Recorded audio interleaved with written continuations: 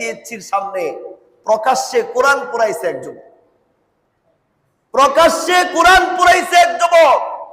এই দেশে শতকরা 95% মুসলমান, শতকরা 95% মুসলমানের দেশে 95% মানুষের সামনে, মুসলমানের সামনে প্রকাশ্যে কোরআন পড়ায়। আর এই কোরআনের পাতা একটা একটা করে ছিঁড়ছে।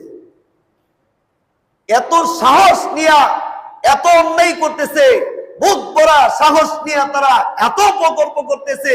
মুসলমানদের সর্বোচ্চ ধর্মীয় গ্রন্থ আল কোরআন, যেই কোরআন আল্লাহ তাআলা সংবিধান হিসাবে মুসলমানদের জন্য গোটা দুনিয়ার সর্বশেষ অর্থাৎ কিয়ামতের আগ পর্যন্ত যেই কোরআনের মুজিজা চলবে, ওই কোরআন সে 95% মুসলমানের দেশে প্রকাশ্যে পুরাইতে পারে। কেন পুরাইতে পারে? আজকে অন্যায় করে অন্যায়ের বিচার হয় না, অন্যায় করে তার শাস্তি হয় না, যার কারণে যুবকরা এইরকম অন্যায় করতে কোনো দ্বিধা করে না। শাস্তি না হওয়ার কারণে এই যুবক যখন কোরআন পুরাইছে, জনগণ তাকে যদি পেট্রোল ঢেলে তাকেও সাথে সাথে পুড়িয়ে দিত, তাহলে বিচার হয়ে যেত, ঠিক কিনা? তুই কোরআন পুরাইছস, তোর মতো কুলাঙ্গারের দুনিয়াতে বেঁচে থাকার কোনো অধিকার নাই। কোরআন পুরাইছে যিনি, তাকেও পুড়ে ফেলতে হবে। কোরআনের আইন হলো হত্যার বদলে হত্যা।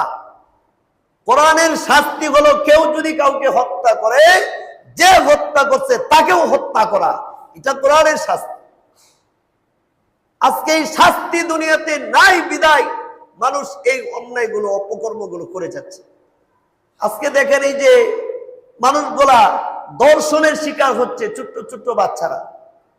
আজকে যদি ঢাকার বাইতুল মোকাররমের সামনে প্রকাশ্যে দুই একটা দর্শককে যদি সারা বাংলাদেশের জনগণের সামনে শাস্তি দেওয়া হতো, বুক পর্যন্ত মাটির মধ্যে গেড়ে দিয়া, তাহলে কি এই দেশে দর্শন থাকবে?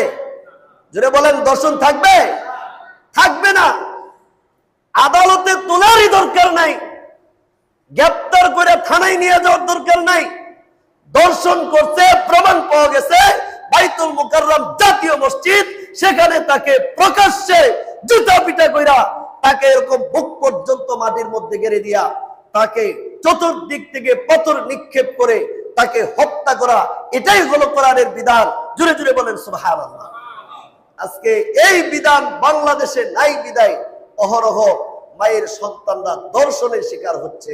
যারা দর্শনের বিচার করবে না, তাদের মেয়েরা যখন দর্শনের শিকার হবে, তখন তারা কোথায় যাবে বিচারের জন্য?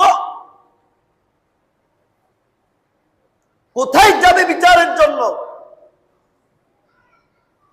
এত বছর আমাদের দেশের প্রধানমন্ত্রী ছিল মহিলা, এখন তো আমাদের দেশের প্রধানমন্ত্রী পুরুষ, ঠিক না? তাহলে প্রধানমন্ত্রী যদি পুরুষ হয়, তার ভিতরে এরকম মায়া দয়া মমতা থাকা উচিত বলে আমি মনে করি, যে প্রত্যেকটা অন্যায়কারী অন্যায় করার সাথে সাথে তাকে শাস্তি দিতে হবে। শাস্তি দিলে পরে এই সমস্ত শাস্তি যখন বাংলার জনগণ প্রত্যক্ষ করবে, তখন অন্যরা শুধরে যাবে, তাকে নিজেকে